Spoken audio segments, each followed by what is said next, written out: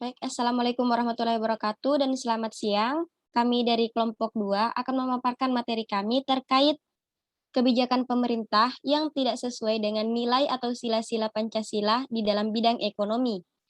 Sebelum melakukan pemaparan materi, ada baiknya kita melakukan perkenalan terlebih dahulu. Yang pertama yaitu Afgan Mahathir dengan NIM M0112111022.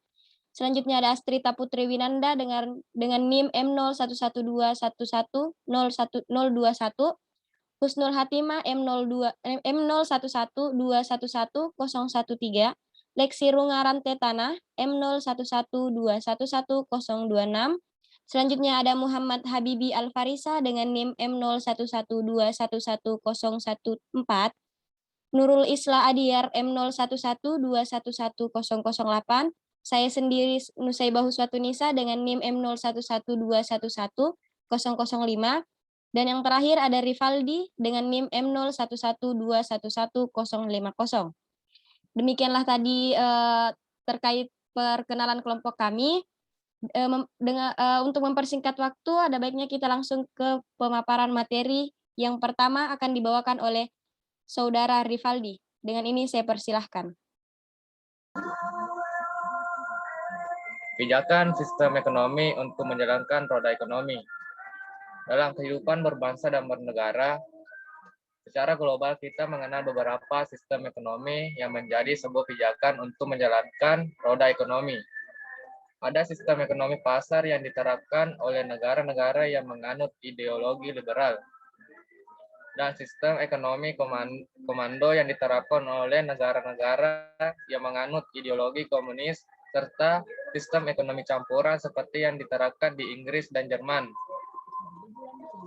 Indonesia sebagai negara yang menganut ideologi Pancasila, serta menganut pula sistem ekonomi Pancasila, maka akan menerapkan nilai-nilai ekonomi yang diamanatkan oleh Pancasila. Pancasila sebagai ideologi bangsa Indonesia menjadi acuan Undang-Undang Dasar 1945. Seharusnya menjadi acuan kebijakan, dan turunan dari kebijakan ini adalah undang-undang dan peraturan di bawahnya. Dari perumusan kebijakan, implementasi, sampai pada evaluasi kebijakan. Kebijakan ekonomi bangsa Indonesia tentunya harus mengacu pada Pancasila dan Undang-Undang 1945. Pancasila sebagai suatu ilmu tentunya dapat menjadi sebuah pisau analisis sebuah kebijakan ekonomi. Proses pembuatan kebijakan harus sejalan dengan nilai yang terkandung dalam Pancasila, karena itu bagian dari perintah konstitusi kita. Namun dalam pelaksananya, implementasi nilai-nilai Pancasila dalam proses pembuatan kebijakan publik, dalam hal ini kebijakan ekonomi, tentu ada kendalanya. Saya kembalikan ke moderator. Terima kasih. Materi selanjutnya akan dibawakan oleh Saudara Reksi Rungaran Tetana serta Afgan Mahathir. Dengan ini saya persilahkan. Landasan implementasi Pancasila dalam bidang ekonomi. Slide.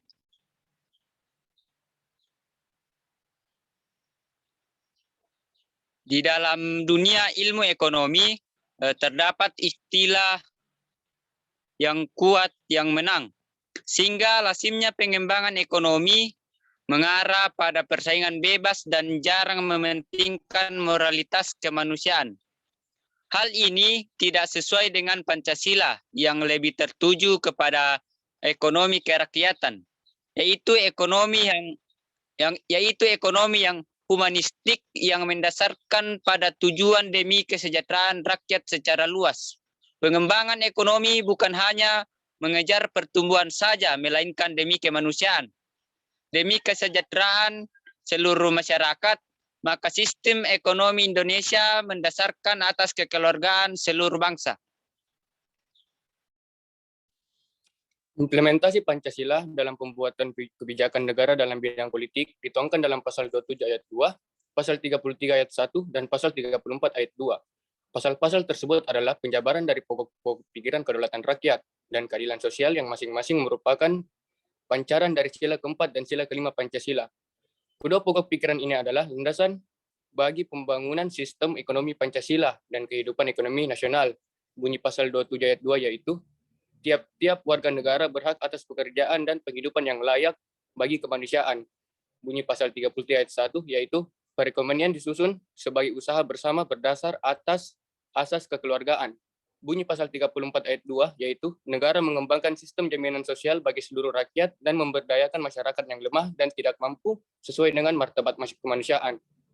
Berdasarkan penjabaran pokok-pokok pikiran tersebut, maka pembuatan kebijakan negara dalam bidang ekonomi di Indonesia dimaksudkan untuk menciptakan sistem perekonomian yang bertumpu pada kepentingan rakyat dan berkeadilan. Dengan kata lain, pengembangan ekonomi tidak bisa dipisahkan dengan nilai-nilai moral dan kemanusiaan.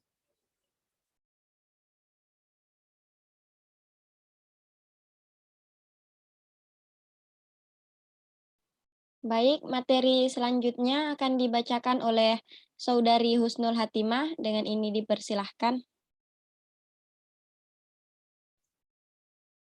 Baik, slide berikutnya, yaitu penerapan kebijakan ekonomi di Indonesia belum sesuai dengan prinsip Pancasila.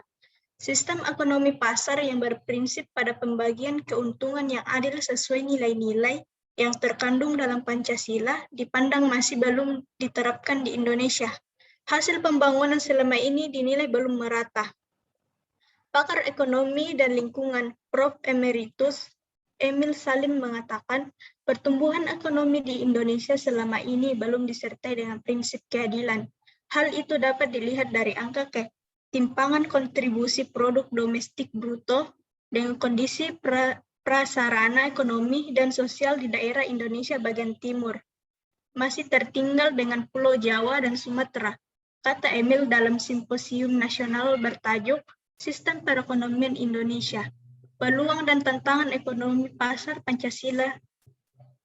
Berdasarkan data dari Badan Pusat Statistik, kontribusi produk domestik bruto (PDB) Indonesia dari Jawa mencapai 58,49%.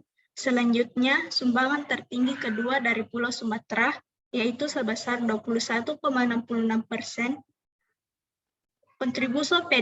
Kontribusi PDB Indonesia dari kawasan timur kurang dari 20%, kata Emil. Ketimpangan tersebut juga terdapat pada tingkat pendidikan dan kesehatan.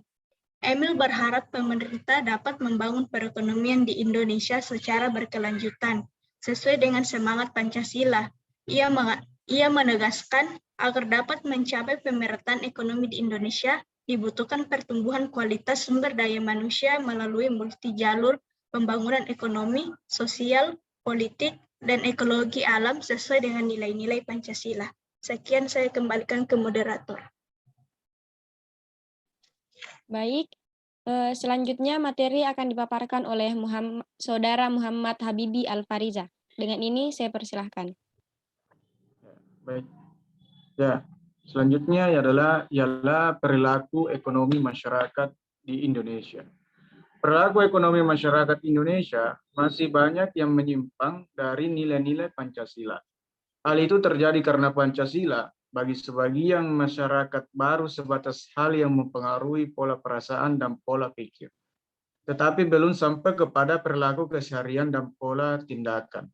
Akibatnya adalah rendahnya ketahanan terhadap pengaruh luar yang mengedepankan kebutuhan materi, munculnya nafsu keserakahan, dan belum dilaksanakannya nilai-nilai Pancasila dalam kebijakan nasional.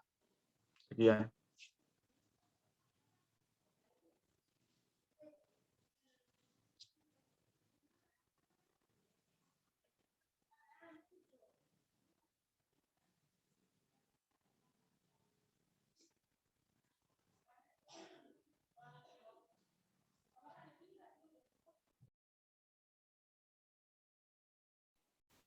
Berikutnya, pemaparan materi akan dibawakan oleh Saudari Astrita Putri Winanda beserta Nurul Isla Adiar. Dengan ini saya persilahkan.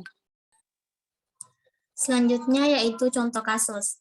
Pertumbuhan ekonomi yang terjadi begitu pesat dalam prakteknya tidak menimbulkan efek tetesan yang efektif.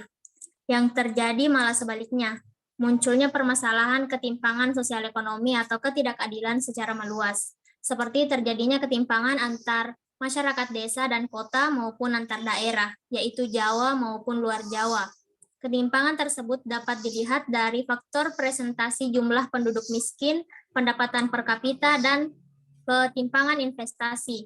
Contohnya adalah pada tahun 2002, menurut data Bappenas, jumlah penduduk miskin sebesar 49,5 juta jiwa atau 24,13%, dengan rincian di perkotaan sebesar 17,6 juta jiwa dan di pedesaan 31,9 juta jiwa.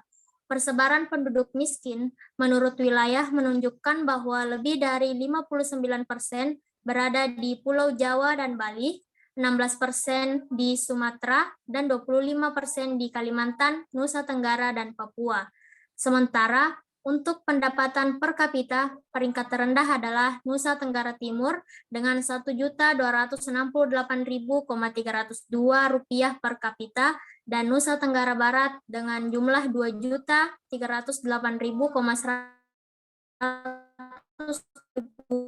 per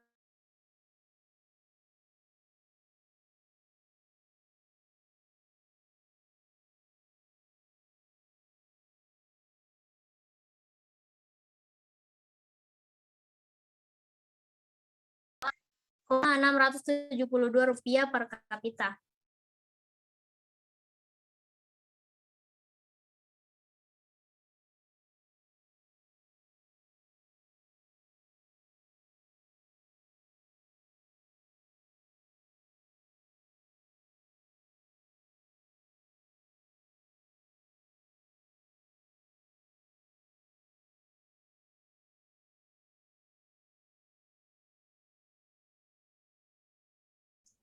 Baik, saya akan melanjutkan materi dari contoh kasus, yaitu ketimpangan juga dapat dilihat dari adanya ketergantungan daerah terhadap pusat dalam komposisi anggaran dalam poin penerimaan maupun pengeluaran. Pada periode tahun 1989 atau 1990 hingga 1993 atau 1994 sebesar 94,8% untuk pusat dan 5,2% untuk daerah, dan 78,85% untuk pusat dan 21,15% untuk daerah. Kemudian, dalam aspek pembagian pendapatan, pendapatan nasional bruto atau PNB yang diperoleh begitu cemerlang, dalam kenyataannya sangat timpang dalam pembagiannya. 40% penduduk termiskin ternyata hanya menerima kurang dari 12% dari PNB, sedangkan 20% penduduk terkaya menerima lebih dari 60% dari PNB. Padahal menurut teori ekonomi, pembangunan ekonomi tidak dikatakan mengalami ketimpangan yang berarti bila 40% penduduk termiskin menerima lebih dari 17% dari PNB, dan jika kurang dari 12%, maka ketimpangan dianggap mencolok atau berkisar antara 12% hingga 17% ketimpangan dianggap sedang. Sekian dari saya kembalikan ke moderator. Baik, itulah tadi pemaparan materi kami terkait kebijakan pemerintah yang tidak sesuai dengan nilai atau sila-sila Pancasila dalam bidang ekonomi. Cukup sekian dari kami, kurang dan lebihnya mohon dimaafkan. Wabillahi taufiq wal hidayah. Wassalamualaikum warahmatullahi wabarakatuh. Sekian dan terima kasih.